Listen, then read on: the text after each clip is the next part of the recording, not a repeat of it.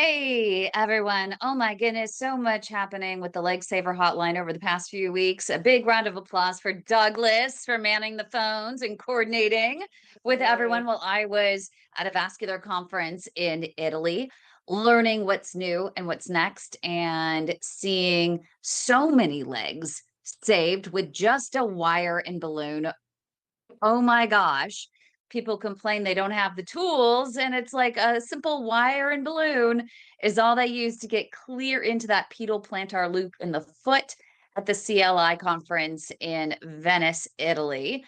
And it's been amazing. So it gives me so much hope that a lot of those skills might trickle their way down to even the smallest community hospitals, Douglas. So, but thank you so much Welcome, for welcome, manning the everybody. phones and helping to Yeah. save lives.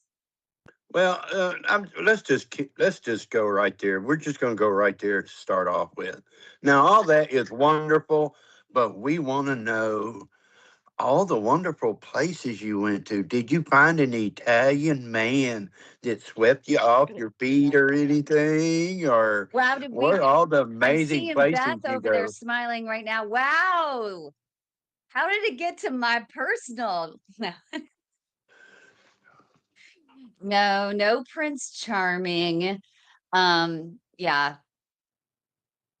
But at some point in my life, I will meet, I have my purpose. God gave me a purpose. I'm following that purpose and saving life and limb. And I'm hoping at some point, some wonderful man will join me in a partnership to continue to follow that path and purpose. So, But anyway, but we also, had a lot of fun, my dad and me. we want to hear Um, about these marketplaces that you were talking about earlier today. Oh my goodness. In Europe. So we went to Italy. So if everyone, Venice, Italy. So that's where the vascular conference was. Well, I was in Venice, Italy, at the vascular conference. It was the cruise terminal, but we didn't get to go on a cruise. Sat there in a conference room for many, many days, learning what's new and what's next in vascular, which was incredible. I shared it. If you belong to our group, P.A.D support group.org, you can see some of the great learning, see how far wires can go clear almost to the toe. And then my dad joined me to go to Florence, Italy. We walked more than 20,000 steps in a day. My dad has chronic venous insufficiency. He was just diagnosed with mild PAD. He has sciatica, degenerative back issues, and he had osteoarthritis in his knees, and he just had that genicular arterial embolization in his knees. And he walked 20,000 steps up 16 floors in the Boboli Gardens over in Florence. So I was so That's proud of him. amazing. That's amazing. Yes. Isn't that incredible? But he knew, at certain times when he needed to rest and things like that. And what's was interesting is while we were at the Boboli Gardens in Florence, I did meet a woman who had PAD, and I could tell because we're going straight up these stairs.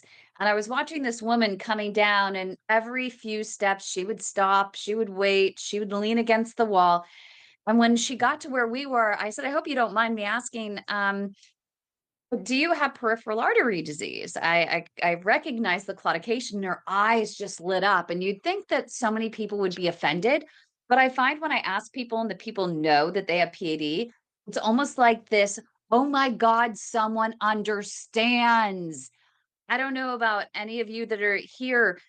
How many people do you come in contact with that you're like, "Okay, I need to stop, I need to rest," and like, "I don't get it. What is wrong? Push through. Why do you have to keep stopping?" They don't understand, and especially with I can see everyone in this room, you're all so young, right? People are like, "You're having trouble walking? What?" So when someone comes up to you and says, "I get it," it's like, "Oh my gosh, this is amazing." And yeah, isn't it funny how you're in Florence, Italy, not in California, and you run into somebody. Yeah, I told her It's about our like, support group. I don't know if she joined. We also had Becky that was she's amazing. She's one of our admins in the group, and she was um, manning those requests to get in. But I hope that she joined our group and is, you know, having great conversations and learning a lot, you know, in our network. But yeah, I mean, in the middle of Florence, but oh my goodness, Douglas, everyone smokes. Like, I'm not kidding. I have never seen anything like it. And I saw all the young people all vaping. And I swear it must be the olive oil that keeps them on their feet, because I can't tell you, there was not a corner that we turned where we didn't get this huge whiff of cigarette smoke, big plume of smoke in our face. And it's a whole new situation for us, because in the United States, it's just not like that. You don't have cigarette people, as many people smoking. We are seeing a lot more people vaping, especially young people with marijuana and such, but you don't get the high numbers of people smoking cigarettes. And when you're dealing with cigarettes, we're talking about rock hard calcium in the arteries that you don't even need contrast fluid to see the calcium trails in the arteries. Bones show up in x-ray. Why? Because of the calcium. Same thing with the arteries. The arteries were just lighting up under x-ray when I was at the vascular conference. It was boulder after boulder after boulder, clear down into the foot with so many people. And when you're walking around, you can see I, why. I think that's part of the culture because the Japanese people don't smoke hardly at all. You don't. Mm, When we were there, you didn't see them hardly. There was no real. You interesting. never saw it. So yeah, it is. That is it part of the culture, and look at where we've come with smoking here in the States. Yeah. Now, I mean, you see a lot of people vaping that probably didn't smoke to begin with, but they're vaping because, Mhm. and you got to remember, nicotine is nicotine, no matter what it looked like when you put it in. It's still Mhm. nicotine. Yep. Yep. It's And it still seemed to be nicotine. something that was social. So I mean, we were sitting in this really cool on this rooftop balcony in Florence at this hotel, and this young couple in front of us, one cigarette after another, after another, after another. I think they went through, between the two of them, an entire pack while we were sitting there in just a matter of a couple of hours. And Sounds like a it couple blew my friends. mind. And Beth, I can Wow. see you're sitting there in awe. I mean, I was speechless. I almost wanted to, when I first got, it was like, shoot, should I just get video of every single, person doing this, just to show how many people? And then there were just too many people. I was like, I just can't. I can't Have you keep heard, doing this. have you heard the news that they're doing? I think it's over in the UK that you have to be 18 years of age to purchase cigarettes, and if you're not 18 after a certain day or certain law, you cannot buy cigarettes even if you're 21. If you turn 21, you can't buy the cigarettes unless you were 18 when this law is passed. They're trying to get it to where I watched it on the news. They was talking about it. It was over in the UK somewhere. well, you know what? Smokers are we eh, smokers and us ex smokers are a different breed. We are a Yes. different breed. We're kind of like addicts. We will find a way to get what we want. You know, Unless so we it's don't, Douglas, unless we quit, Right. when we that's find the strength. Right. but that's the thing. So as addicts, whether the law says people are going to find a way to get what they want, and it's like the states. It's how has it changed when you used to smoke in bars, restaurants? I mean, the Waffle House had an ashtray on it at one time. Oh So yeah. I mean, Yeah. and Doctor's now offices.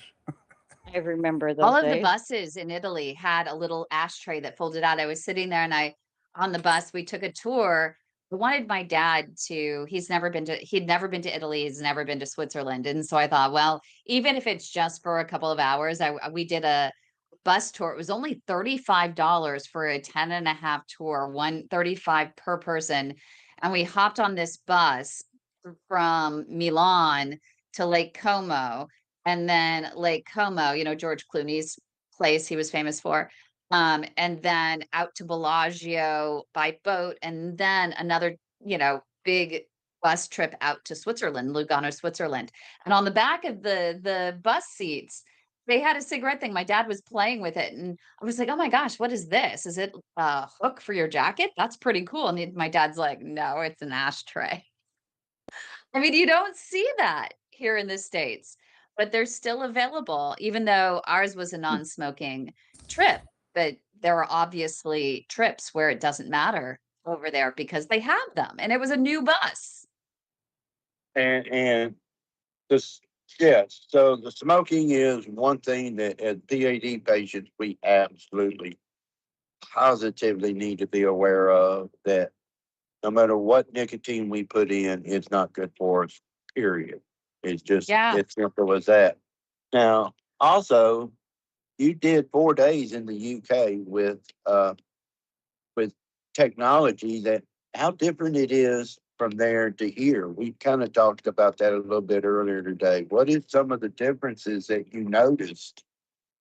The difference is the extent to which they will exhaust all efforts to save a leg. These particular doctors, and that they were teaching um, more than 200 doctors from, oh goodness, we had doctors from Japan, we had doctors from across Europe, we had doctors from, there were doctors from Romania there that knew who I was. One of them ambushed me in the hotel, and I thought, oh my gosh, do I know this guy? Do I give him a hug? Do I pretend like I know him? I had no idea, but he acted like he knew me. And it turns out that he didn't know me. Um, but his marketing team over at his hospital, he works at a private hospital in Romania, had told him to seek me out at the conference and talk to us about our walking program so they could adopt our walking program, which I thought was the coolest thing, that doctors in Romania knew about our walking program and they want to include our walking program in their healthcare system. I thought that was the coolest thing. But so we have doctors from all over everywhere. Two of my favorite doctors from Spain, August Isa, and our uh, global vascular surgeon of the year from 2 years ago, Marta Lobato. She was there as well speaking. And the cool thing about what they were doing is they were taking the toughest cases, and for every single case that was presented, that patient was on deck for amputation the next day. So these were the no option patients. Everyone else had given up on them. If they couldn't open up the arteries and get blood flow to the feet, every one of them had wounds. Every one of them had rest pain waking them up at night. And if they couldn't get through, amputation the next morning. It was already scheduled. So in those cases, their philosophy is, this is a great opportunity to, what'll harm if they at least try? Why not at least try? And why not use those opportunities as long as you don't do more harm? The whole creed is don't do harm, right? As long as you know that no matter what, they're having the amputation tomorrow if you can't do anything. So why not try? And one of the doctors took a wire because he was having trouble coming down through the artery from the top. I don't know how many of you know the process for an angiogram or if you've had one, but usually the process is they poke into an artery in the groin and they come down. That's called an antegrade approach. And other doctors who are more advanced, if they can't get through taking an antegrade approach, what they'll do is, if it's appropriate, they'll either poke in the calf, they'll poke in behind the knee. I've seen a couple cases where they've even just poked in the thigh and come up, but some of them will poke in the foot, come up from below. I had never seen, and I've been doing this since 2016, they poked in between the big toe and the second toe. and literally came right up. I was just, and everyone in the audience was thinking, just like the same thing. Oh my goodness, because they reference it. There were several people that spoke up and they were like, oh my God, we've never seen that before. How did you do that? What made you do that? Have you done it before? And it became a successful case. So, and everything they did was literally just a wire and balloon. A couple times they used a roto-rooting device, what is known as an atherectomy device, where these atherectomy devices, you have lasers, you have rotational devices, you have directional devices, all kinds of these devices that remove plaque. That's the definition of an atherectomy device. They used the electric sander, so the rotating sander, and they went down, but that was the most extensive or most advanced technology they used aside from a wire balloon and catheter. So it's amazing to see what they can do with so little, and it makes you have a little higher expectation of folks here in the US. And when they say it can't be done and shouldn't be done, it's like, well, why are these people doing it? And why have they been doing it with success for so many years? And these two particular doctors, Dr. Mariano Palena and Dr. Marco Monzi, they have the highest, they have the lowest, the lowest readmittance rate of any hospital in all of Italy with their patients. So they're really not only saving legs, but they're saving lives by giving the patients that little extra effort to try So, and help them to stay on their feet. so what do you think would be the biggest difference between us and them right now? Is it attitude? Is it experience? Is it the willingness to go places that that you didn't think you could go before? But look at how much technology has changed today. So, what do you think is some of the major differences between us now? That is the best question, Douglas. And I have a great answer for that. Some doctors practice medicine and some don't. So these doctors are committed to creating the evidence. Other doctors wait for the evidence to be created to determine what care they're going to do.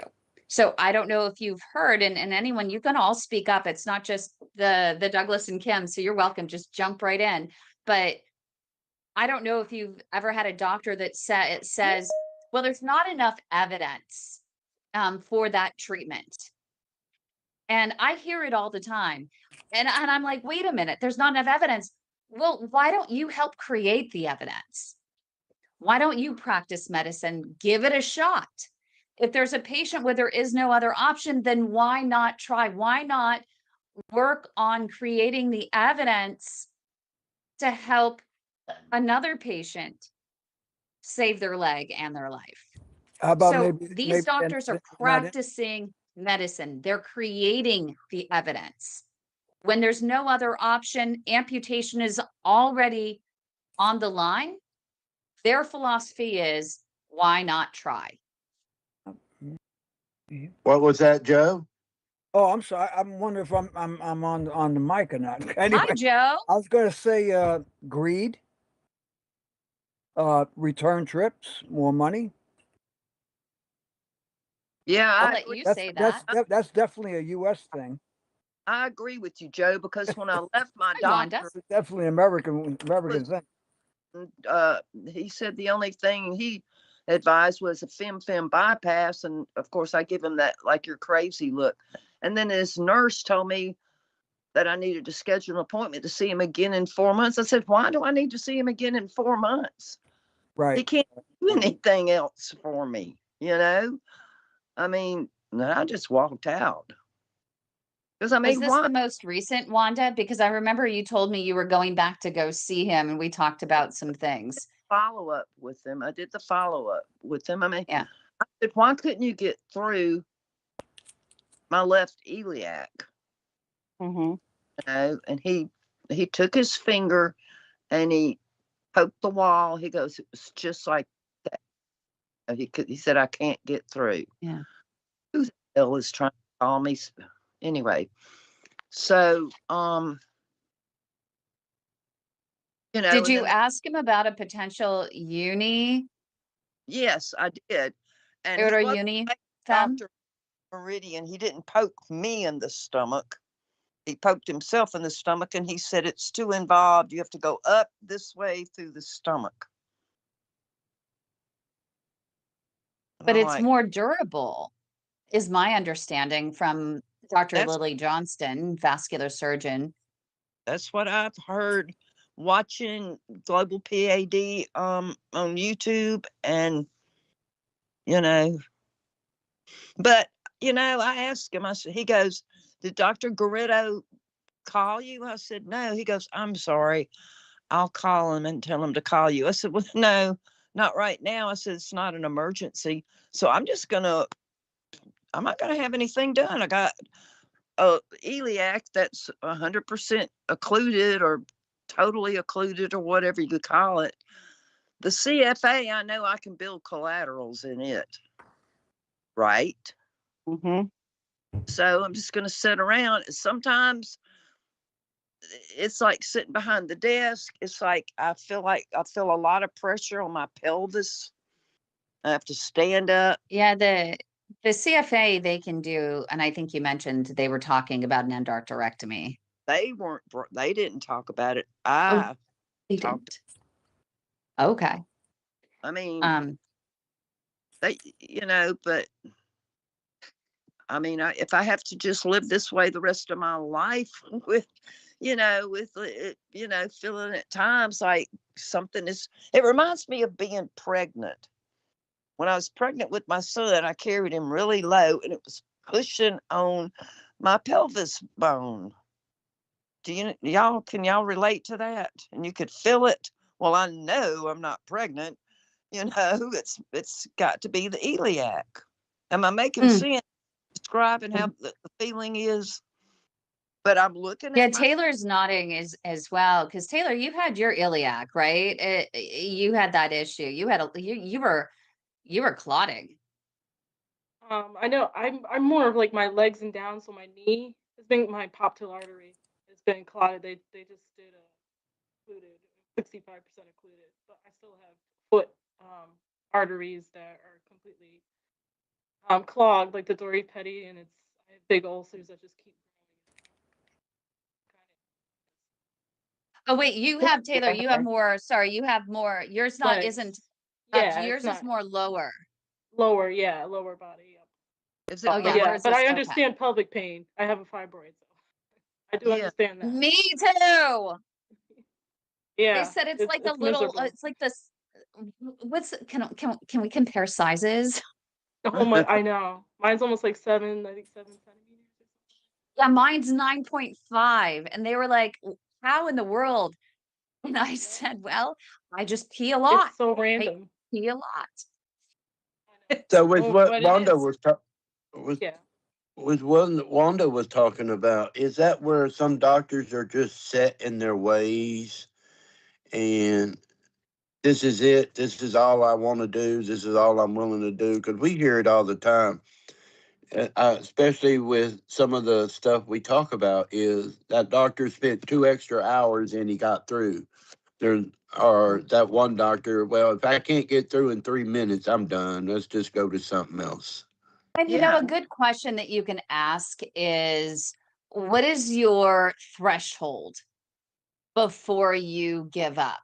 And ask them to describe it. Ask them, is it okay if I can't get through in 45 minutes and I know the case can't be done in 2 hours? Are you over it and done? Or are you one to try an antegrade approach or retrograde approach and spend the extra time? I know, doctor, you're putting your life on the line to help me save my legs in exposure to additional radiation. I get it, but I just need to know how hard you're ready to fight for my legs. Is that And the I same think it's a thing as fair that? question. Is that the same thing as asking what's your backup plan? Yeah. That's the other one is what's your And contingency plan? where's the landing zone? I mean, he's going to take Mm. energy from blood flow from my right leg, which has a stent in it. Plus, 9 years ago, I had a femoral endarterectomy in it and a stent in the iliac and let it feed the left leg. Okay, that doesn't sound cool to me, and I'm not a doctor. So the way that we phrased it when and tomorrow, this is perfect timing because at 5 p.m. Eastern time, I just, for the people in the group, it's already on YouTube, but it's a conversation I had with Dr. Lily Johnston. I like her Um, a lot. yeah, she's great. She was really clear in her discussion on the FemFem, and it was detailed. And she is a vascular surgeon who does still have a lot of open surgeries that she is doing. And so she talked about the FemFem and the fact that they just in patients with more advanced stage PAD, they're just not durable, that she would rather do an aorto bifemoral bypass, even though it's bigger, or an aorto unifemoral bypass, because even and that's even bigger than a femfem, but because it's more durable. And with a femfem, she was talking about the fact that, you know, if you're squatting too much, if you're sitting and you pull your knees up to your chest, it's going to kink. We've already had several patients. It can, I don't have one patient that hasn't had a problem in a very short amount of time with a femfem that had to get it redone. Or we've even had one patient with our MacGyver vascular surgeon, Dr. Miguel Montero Baker, where he completely removed the femfem bypass because it was just infected and it wasn't doing her any good, and he was able to open up the native vessels that the previous doctor couldn't. So Dr. Lily Johnston, we're airing it in the group. I put the link on YouTube for 5 p.m. Eastern time, which 2 p.m. Pacific, what would be 4 p.m. 4 p.m. Central. Central, right. Yeah, yeah. and you can definitely watch it. It's I just included the YouTube link. You could actually watch it at your leisure. It's already up and running. But I wanted to put it in as a calendar event because I think it's a really important conversation that everyone watches, because I'm seeing so many patients be offered this. And the way we talked about it was, you're robbing Peter to pay Paul. Now, Right. I have seen a femfem be incredibly important. We just had a vascular surgeon at Mass General, Dr. Anita Dua, that did full reconstruction of this one gentleman. He used to be I think he's been on here before, a former Barnum and Bailey circus clown from way long ago. Douglas knows who I'm talking about. He's a wonderful guy, great sense of humor, but he lost his sense of humor due to so much pain, and he was blocked 100%. And Dr. Duwa went in there and she literally reconstructed everything. And the only way to really save his legs was that femfem. So there are situations, such as in his case, where it was 100% warranted, but you do need to ask the questions and get a couple of opinions to make sure if it is the only option. And as you said, Wanda, walking's the best medicine. If you don't have any wounds on your feet, or and you don't have that rest pain that's waking you up at night, Mm-mm. then walk as much as you can. I'm great when I stretch out in the bed, you know. It's just sitting in that chair behind that computer, and I get up, Yeah. I walk around, you know. Right now, I'm sitting on my couch and I'm sitting it like in the lotus position, and it comes and goes, you know. Try if you can to not sit at a 90-degree angle. Just keep it at a little bit more of a lean back, because it might give you Oh some yeah, relief, especially if your CFA is blocked. That's your bendy spot when you're sitting. right. It does when I lean back, but then I've still got to reach my keyboard, you know. Yeah.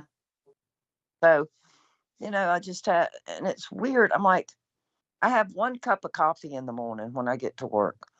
I'm like, is it the coffee doing this? No, it's not the coffee. Well, It's the fact that my left iliac is occluded, totally occluded. and that CFA. So you've got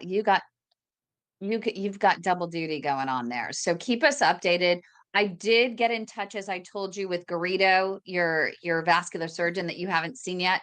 So I need to schedule that. So this is a great reminder that I will get with him tomorrow and get him on the schedule so that we can find out what options you might have available Yeah, doc, strategically. Dr. Um, Johnston, she's young too. And you know what she said? She also said the stent in the popliteal to not squat a whole lot. Okay, if I'm going to scrub my clean my tub or my shower, well, I'm going to have to hire someone or sit on a stool, my little granddaughter's stool. I'm like, my yeah, shower. Because she yeah. was talking about the lady, the doctor had said to the lady, you must be a gardener, because the lady had been gardening and squatting and planting, and it messed up her stent.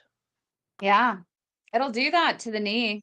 I mean, I've seen that happen with people that have stents behind the knee. There's only so much that How those stents can then? take. Could get on How, an uh, lay on an ironing board and to- well, how can Joe, how can a 6-inch stent in your oh my goodness. SFA and then behind and then into your popliteal? It's only 6 inches, and I'm tall. I've got long limbs, you know. So I'm sitting there looking where the SF, trying to, because I asked him, I said, where is this on my body? I want to know, you know. They said you got some long blockages. Well, hopefully we can find out what Dr. Garrido knows and what he's done before, and we'll strategically say, find out what his threshold is for doing, if he's ever done an aorta unifemoral bypass, what the indications are in his experience and in his practice, and the durability of fem bypasses that he's done on patients. So we have a great group here. I'm sure everyone's going to show up to ask the questions that we need to ask in order to get you the information so you can make the best decision. But I Yeah, Yeah. want to get over to Taylor. I'm yeah, sorry, Douglas. that's where we were going. We were going to Taylor because Taylor, did you get a hold of? So she is so young and so I'm so frustrated. She is a fighter as well. And Yeah, the pop there's pill. some sort of you got the Go ahead, clotting sorry. things going on. Yeah, I also have the pop tail, but they don't put a stent. They won't put a stent behind it, but it keeps becoming occluded. This isn't the first time Yeah. they've taken it out. They said I'm too young, and that's also the problem with disability now. They're saying that I'm too young, so it's been kind of hard trying to get around that, and because I have so much rest pain, and I'm Ah, trying to get I'm trying to find a surgery. I know we talked about, but trying to find somewhere where they can open up my bottom arteries in my feet. Um, so again, I'm looking at something like Dr. Dua in Boston. I know I'm working with you. I talked with the rep today. My insurance, it says it does cover it, the consultation. So we'll see, but they'll have to call them again for the codes for the if there's a procedure later. So I'm happy about that. And yeah, I'm hoping they're saying May 5th they'll get me in. oh, So I'll be good. making a trip to Boston from Connecticut. So we'll see what happens. And I'm just trying to rush it just because this foot's not looking good. So No, not at it's all. But yeah, I just don't want it to become a bone infection yet. So, but I've suffered from gangrene on my left foot already. But after angiogram, it miraculously just stopped, and then everything that was gangrene auto amputated. So just kind of fell off. It was like in my nail bed of my big toe. This one's in the other one right now. The ulcers are in my second and third toe on my right foot. So it's been hard, and it's turning purple and black, and it's just going. So, but that's how why I need to get over to Dr. Dua and some other opinions I'm before so someone starts telling me they want to amputate it. So, and that's been the big thing over my head right now. Oh, wow. Go ahead, Douglas. I know she leaves you speechless. It's just crazy, right? How old are you? I'm 33, never smoked. I used to run 5Ks, work out, I did jujitsu, and then I had to stop all of that because of this. They did all the blood work they can, no sickle cell, arthritis, autoimmune, nothing. They think I have maybe a aggressive blood clotting disorder, but it's not factor V, it's not vascularitis. They did a biopsy, so I'm kind of just in the like, we just don't know what's going And are you're you in Connecticut? Oh on. man. Connecticut, yep, in the New Haven County area, yep. are you Right? diabetic? Imagine doing Oh, not at everything right. all. You can do everything right. And that's why I don't want anyone kicking themselves. I mean, you can do everything right, and this shit will still hit. In some people, it's Mm. relentless and just brutal. And I'm sure you have stories of going to the doctor going, I have leg pain, what's going on? And they were like, you're too young, you have a muscle cramp, eat a banana, Yes. drink some water, right, Taylor? Yeah. Yeah, I've had that before where when I first went to a podiatrist, I thought the pain on my left foot was an ingrown toenail. The podiatrist told me, took it out, and then told me every time I kept coming back every week for months and saying something's not right, I'm in pain, I'm hurting. He kept telling me that I wasn't doing anything right, I wasn't cleaning it right, I wasn't scraping this debris right. I switched from him, obviously. And I said, oh, by the way, I had a pulmonary embolism when I was 28. Does that mean anything to you? And Wow. then my other doctor was like, well, let's check your arteries and veins. This is like out of the nowhere. And they did, and they found that I had occlusions and blocked arteries. And they're like, oh. And I'm like, oh my gosh, like, and the doctor kept telling me when I came in, I'm like, I'm in pain, help me. And he wouldn't help me. He kept gaslighting me. So Is, it was very is that difficult. a perfect example of preventative thought measures that how many of us in here, if we had known back then what we know now, what might have been different? Oh, yeah. I Right. know we can't go back but it is a thought. And Kim and I talked about that a little bit today about the preventative maintenance side, about getting the word out that if you're a smoker, check your feet. If you have PAD, how many people really check their hearts? How often do we hear people in the program, I need to check my heart, and then they find out they have heart conditions. Yep. So, Hmm. and it's very simple. At some point, how old? I'd be curious to see a typical age when a doctor, PC, actually takes somebody's shoes off and socks off and checks their feet. How often around the world does that really happen when That somebody says my legs hurt? in Meridian, at that place Kim sent me to in Meridian. I told him, I said, oh my God, you're actually checking my feet. I said, no doctor's ever done that. I have to ask them. Let's say the calves of your second heart, your back or your leg. Yes.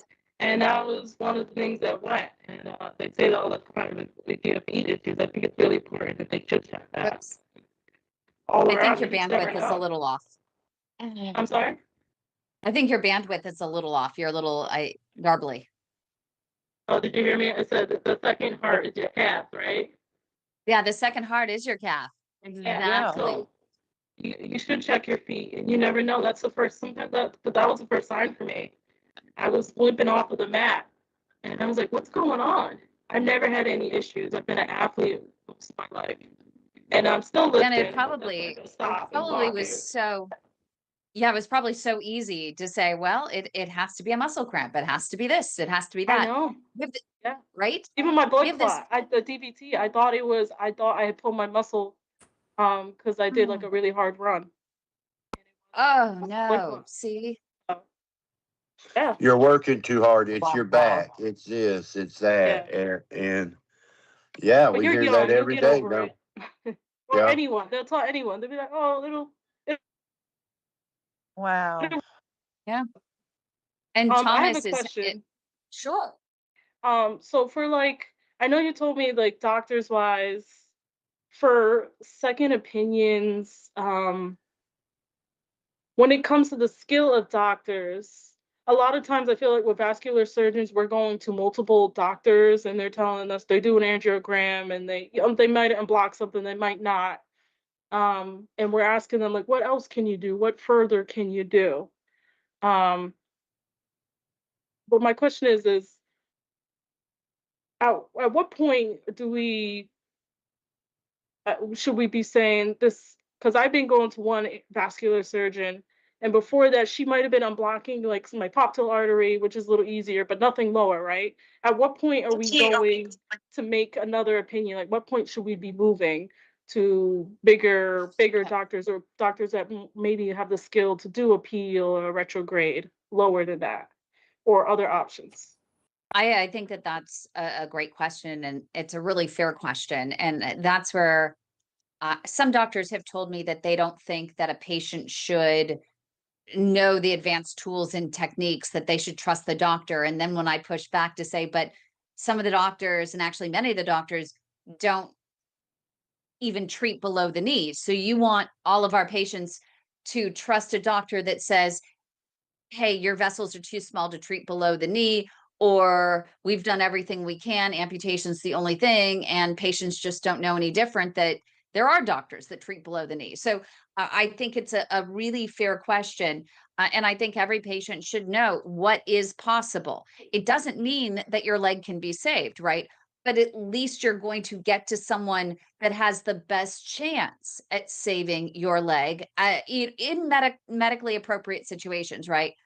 So, especially when there's a wound in your case that won't heal, or rest pain that's waking you up at night, that's when you know that it's like, hey, you know what? There might be a limit here, but I need a limb salvage specialist. I need what's known as a CLI operator, critical limb threatening ischemia, or CLTI, or CLI, just critical limb ischemia operator.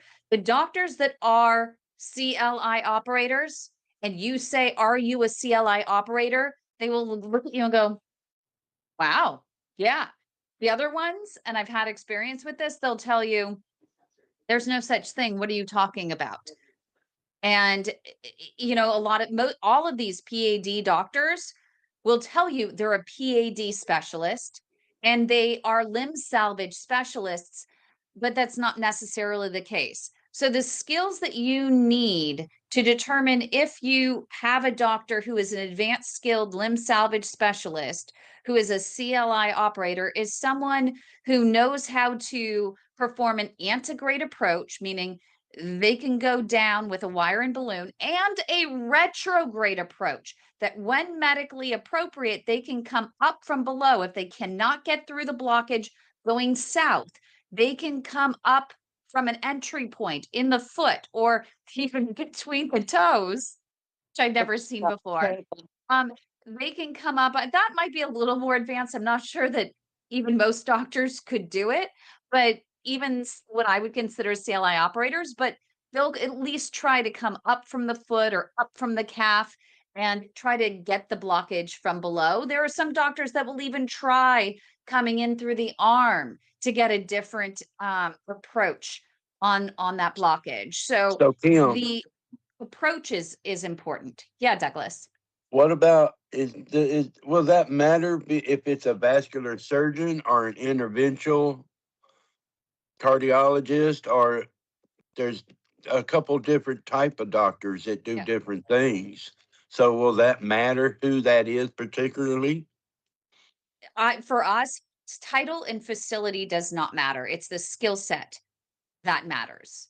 And it can be a vascular surgeon, interventional radiologist, interventional cardiologist, or vascular medicine doctor. Vascular medicine doctors, I always suggest everyone with PAD.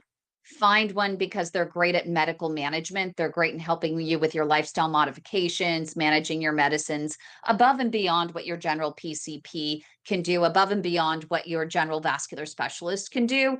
They specialize in that and can help you with medical management. So vascular medicine doctor, there is even a certification program for that. And I've seen quite a few of them popping up across the US. Interventional radiologists, an interventional radiologist was the very first one to perform a minimally invasive procedure to open up the arteries, actually in Oregon. Interventional cardiologists have been credited with some of the greatest advances in minimally invasive techniques. The whole theory is if they can open up the smallest arteries in the heart with a moving target, then for them, the legs are just a straight shot. And vascular surgeons, endovascular, minimally invasive has become a big part of their curriculum, and many have gone on for fellowships now in endovascular. But they also have the ability, for example, in Wanda's situation, she was talking about they can do an endarterectomy, and stents are not really still, for the most part, appropriate or considered gold standard for the common femoral artery in your bendy place. And so an endarterectomy is still the gold standard where they scrape out the plaque in that area. So a vascular surgeon has the ability to say, well, could we do it minimally invasive or should we do a surgical approach? And they do have those options available. So there are benefits to every single one of the doctors. And it's why with the Leg Saver Hotline, we work with each individual patient to determine what is the right doctor for their situation. It might be an IR in their area that might be the most advanced, that might have every top tool and technique. And for example, Taylor, in your case, maybe that IR is the only one that performs what we call a deep vein arterialization, or a TAD-V with a limb flow tool, meaning they can actually hijack a vein in your calf and reroute blood flow into your foot through that vein, and a covered stent through that vein, turning that vein into working like an artery. Maybe the IR is the only one in that area that has that Hail Mary option, right? There's also, there are new technologies for below the knee, for stenting. So you have Reflow Medical with their retractable stent. You have Abbott that has their dissolvable stents called Esprit. You have Angiodynamics that they have a brand new study. I think it's their BTK study, I think they're calling it, where they're testing their laser to see if it's going to have better outcomes than just a plain old wire and balloon and below the knee arteries. So we have PADtrials.org that we're launching. You guys can go there and find doctors with a lot of these different tools to see if they're in your area. But Is that you the need best to spot? know them. What? Is that the best spot though to find for like people who, regular people, I say, not doctors or medical researchers? What's the best spot though for us to research this? I know I use your website, the Global P.A.D Yeah. Association website, but what other, I mean, I've been doing a lot of research myself. What other resources do we have?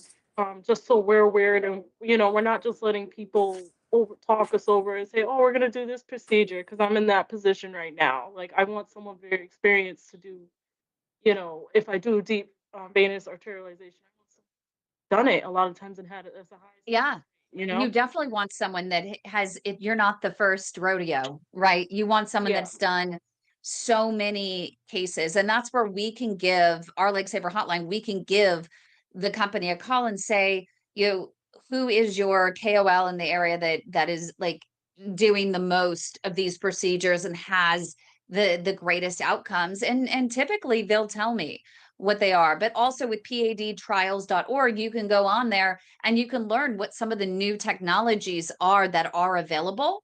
And then you call our hotline and we can tell you which doctors in your area are using those technologies, and help you to determine, well, might I be a potential candidate for that particular technology, and we can introduce you to the facility and the doctor doing it so you can get assessed. Does it mean it's right for you? No, but at least you can get assessed to see if it might be an option. And if you're on deck for amputation, then you got to explore. So that's number one. Number two, since you do like researching, one of the things when it comes to technology, FDA has an MAUDE website. I can find the link, but usually if you look up FDA MAUDE mod, and it's a place where doctors and patients and industry go to report problems with all of the different devices that are out there. And so you can go there, you can see what the problems are, and you can create a strategic set of questions for your doctor during your consult so that you can say, hey, how are you going to mitigate the risk for these types of complications if you're going to use this technology on me? That's number two. The third thing that you might want to do is if there's a particular technology, for example, if they want to do a DVA on you, you can look up publications on the NIH website and see what are the latest publications and who are the leads, who is the principal investigator on those studies, and what are the findings. Wow, I'm And not and, smart enough and for all that. yeah, so, and Taylor brought What, up a Wanda? great. Sorry. Not smart enough. I'm not quick enough as you are, Kim, to do all of that. And then when these doctors get to talking to me, I get overwhelmed. I get afraid. And I'm tell my best friend, just drive down here and let's go right down here. I know where I can buy a gun and bammo. And y'all, No. I mean, I don't want to. I'm 60 freaking 8. I don't want to deal with it. You Yeah. know. And, But I and that's why I We was know we're saying, going to help Warren, you that we through. got, yes, that's why getting with Kim and going back to the doctors, we had one phone call. The lady was going to go to this doctor because he wore the white coat. She says he's the best in my area, but Kim was able to look him up and he had the highest amputation rate in the area. So we also have to be aware, looking at these doctors, and do a little research and a little understanding about each of them.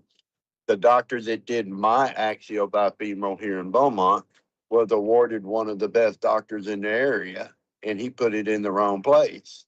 And And they he's had asked me, 3 failed, yeah, right, the Douglas? guy, 3 failed axillaries, all of them failed, and all of them. they asked me why I didn't come because I'm on the board there, but they asked me why I didn't come, and I made up an excuse.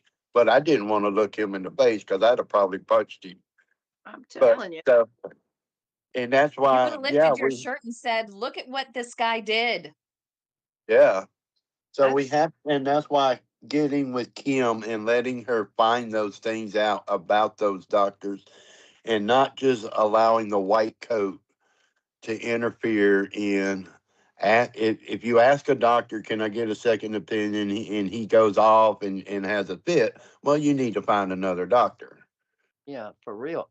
I'm gonna have to go to Dallas to Dr. Michael Sia. Oh, I love him. Yeah. Or I don't know where Lily Johnston is. Um, Um, for your case, I mean, she definitely would be great. She's in Southern California, but there are definitely people that are much closer, although I would come down and see you if you were going to be with Lily. and But I would have to. Doctor, great doctors that are in your area, even Baton Rouge. There's a fantastic vascular surgeon, Dr. Joe Griffin. I Yeah. think it's Joe Griffin. And he's not far. He's right there across the border. We got some great guys here in Houston. Oh, That's where yes, you do. Yes, you do. God, he's. Houston's always, God, Yeah. there's so many good ones. Southwest Airlines and be in Houston in an hour and a half. Doug Yep. can come get me because I'll have to drive. Somebody else to I'll, drive. I'll come pick you up and take you everywhere you want to go. And Take me to a hotel. Just get me out of the dang hospital. then I'll just fly back. I mean, I think about these things. Right now, my son is getting married in 2 weeks. Oh, congratulations. Thank you. He is the one that it's just been me and him. And he is the one that is always there for my procedures. I could ask him to drive me to Baton Rouge. Yeah, as long as your insurance will cover it, might be worth it. Yeah. And I think that my insurance would. I mean, it's Blue Cross Blue Shield of Texas. Get them to drive you to Thomas. I'll come meet you and Thomas, and we'll go have some Cajun food, and then I'll take you to Houston. Yeah. Why don't we all go to Homer? Yeah, But I you could mean, actually go. You could go It's to Homa. You closer. could go see Craig Walker. It's closer. He did say the stent that I do have, because the stent is in my SFA down into the popliteal, and it's a Okay. self-expanding stent. He said that he likes that stent. I saw him on YouTube on Global P.A.D.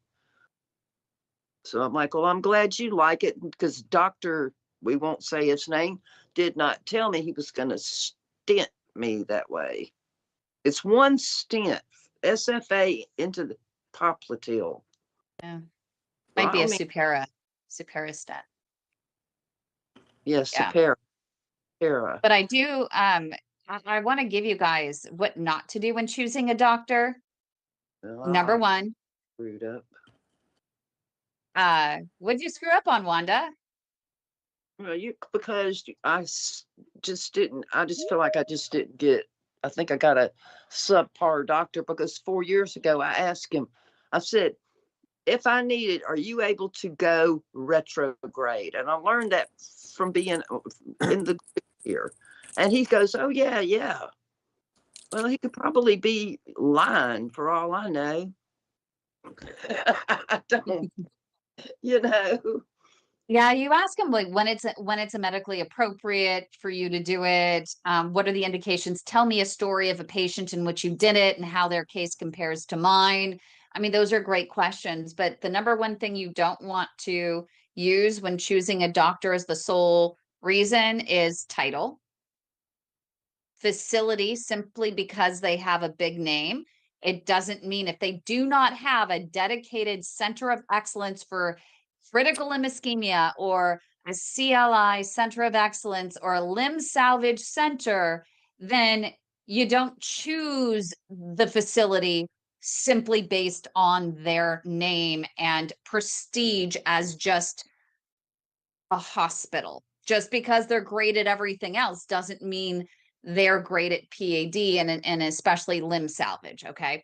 Number one. So title or facility, no. And just because they're the head of the department, it doesn't mean that they're the best. They might just be fantastic at fundraising. That might be why they are in their position. That's what I think. Because the heads of department Dr. Badero's do a lot of doing fundraising. to help the people in Nigeria. I think that's Yep. why he's clinic here in Jackson, Mississippi, so he can help these people. He's got a hell of a hospital in Nigeria. Yeah. But that being said, being head of the department could mean that they are the best. So it's just not the only thing that you should use to make your determination. Okay. I have had so many people that will say, well, I'm going to go to this hospital. I'm going to go to the Mayo Clinic. I'm going to go to the Cleveland Clinic, and I'm going to travel everywhere to go, to those things because they're the best. And they'll say, well, I'm going to this doctor just because they're the head of the department. No, no, no, no, no. You need to go to a doctor who has the skill set and proven patient outcomes for advanced limb salvage if you're on deck for amputation, right? Or if you have advanced stage PAD and you need someone to treat you with the most advanced tools and techniques. Now, number three is you don't want to use Google reviews, and just because they're getting great reviews, what if the person put a great review, claimed that they saved the leg? So let's use Douglas's case as an example. Douglas, if you don't mind. So the doctor says the only option to save your leg is the axillary bifemoral bypass. You get a tube clear from your shoulder to your groin, and it's going to split off. And that is, I saved the day. And well, if he would have gone to another doctor, the doctor, which happened afterwards when that blocked up, used a wire and balloon and opened up the native vessels. So they sentenced him to this big tube across there, but they saved the day. So he could have gone on right at that point, gone, oh, this doctor over in Texas saved my leg. Woohoo! And you're looking at that review going, oh my God, he really saved this person. He's wonderful. You don't know the rest of the story, that maybe he used this crazy tool and crazy technique to do it, and it wouldn't last very long. I've had So, four other doctors tell me he put it in the wrong place. They would have never and they put put it it in the where wrong he place. put it. But Yeah. it goes back to that thing. How many of us? I bet we could write a whole book on doctors' experiences. Yes. Kim, how many great doctors do you know have a suck attitude bedside, but they're great doctors? Yeah. So we probably could talk. All of us have stories about doctors we've met. I met a doctor on the 25th floor. He looked at me for 5 minutes and told me to go home and get my affairs in order. I wasn't going to make it. And so it's like, but he was supposed to be the best heart doctor in Houston, Texas. Everybody recommended this guy. I saw him 5 minutes. He told me I was just going to die. Just get over it. You're going to die. See you later. So how many of us have stories we can tell about doctors that I was in the hospital one time, a doctor walked in and said, I never heard of your disease before. It was like, well, nice to see you. See you later. You're not coming any further. And Doug, You know, so why did the doctor tell you pack your bags? Exactly, what was the exact reason for that? he was on the 25th floor in Houston Methodist, supposed to have been the best heart doctor in the state. And he said, Mr. Salisbury, I'm sorry, and nothing we can do for you. Go home and get your affairs in order. And that was it. What would they say? Why exactly? Why? I walked out. I stood at the window on the 25th floor, and thought, well, maybe I should just jump. It's over with. I might as well just jump. But how many That's of us sad. do? How many Yeah, of you well, do have stories like Alan's here now? How many doctors has he been to that had to look at him and say, I don't know why you hurt like you do. We have no idea. So it's like well, and that's part of that insanity. Look at where Thomas is right now and what well, he's going through. I want to throw this out there because I just recently Go ahead.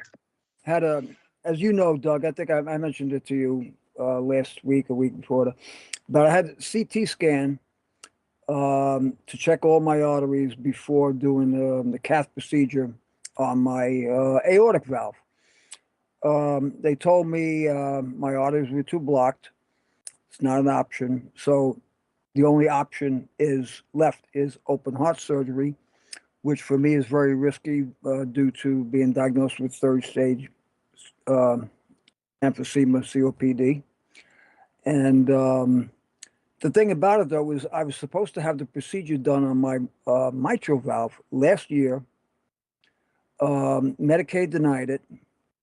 And so he said, okay, we'll wait for when you turn 65, which is next month. In May, I turn 65, to where I get Medicare, and Medicare would cover it. Now, in the meantime, both my cardiologist and what is it? Yeah, my cardiologist said they did the echo, so your heart got worse, and then the guy who does the catheterization said, yeah, your aortic valve has gotten worse. And then I read a couple things online, and maybe it's some BS that said when you get diagnosed with this condition with the aortic valve, you need to get the catheterization procedure done right away. So I'm like tripping out. I'm like, what? Okay, then if this is the case, why didn't they, even though they couldn't deal with the mitral valve last year, why didn't they deal with the aortic valve? So I made an appointment with my primary doctor. He said, well, it could be that they just waited to see if it got worse or whatever. And I don't know if anybody knows anything about that, but I go to see him Monday. I want to have a talk with him about the catheterization guy. I'm going to have a talk with him about it. Find out exactly what this is all about, why. Yeah, so I'm kind of similar to in being in Thomas's position, where it's not as severe, but it's the concern is like, okay, how much longer am I going to be around? Basically, I'm forced to go for this operation, so it's a concern for me. Yeah. That's not my, if I kick the bucket, that's cool. My concern is is being dependent on somebody else. I can't do it. I cannot do it. I mean, I will have to go in a home. I can't ask my children. I can't expect them. I know my son will think that he can do it. No. So, Yeah. Yeah, my family, I spent the last years with my mother, taking care of my mother, because nobody else in the family stepped up. So yeah, that's something to be said for that too, I think.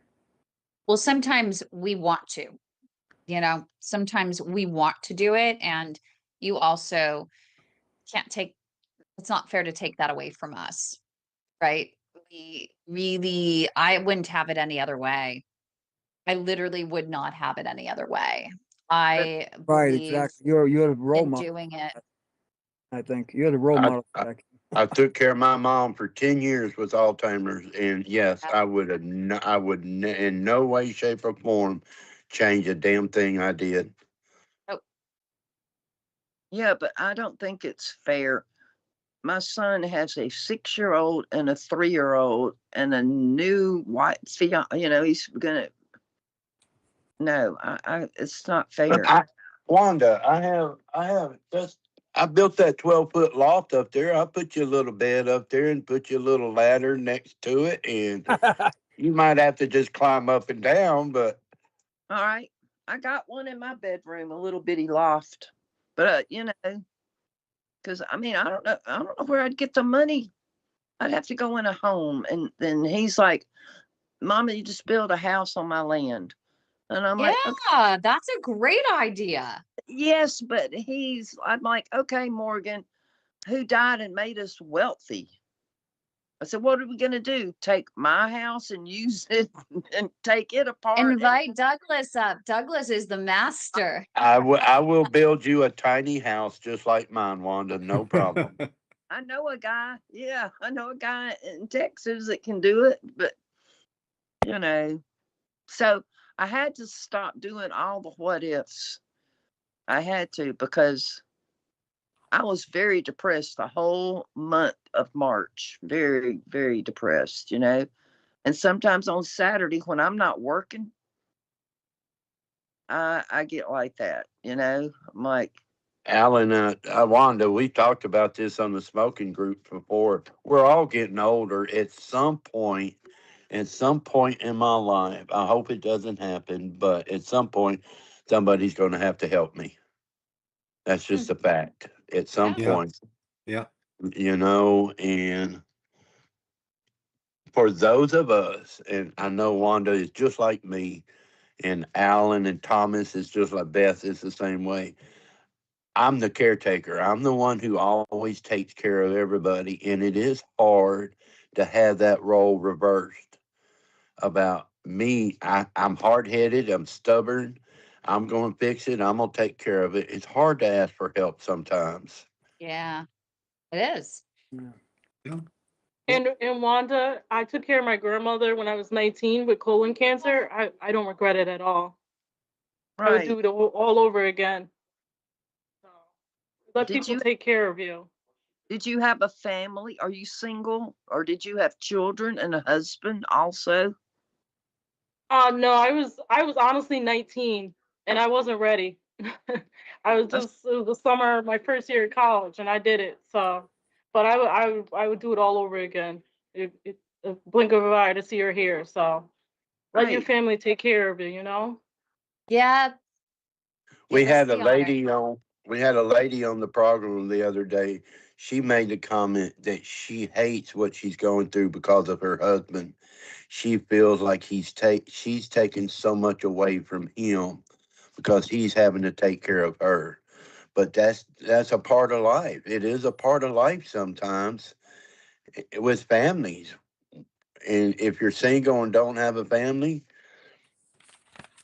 I mean, I may have to end up in a place one day where I can get free TV and free medicine and have a nice young lady give me a bath. I don't know.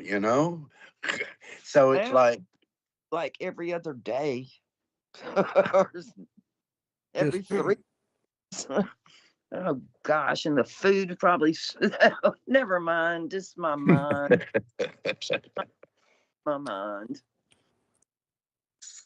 Oh, well, I think it's important for everyone to have kids to take good care, that want to take care of them.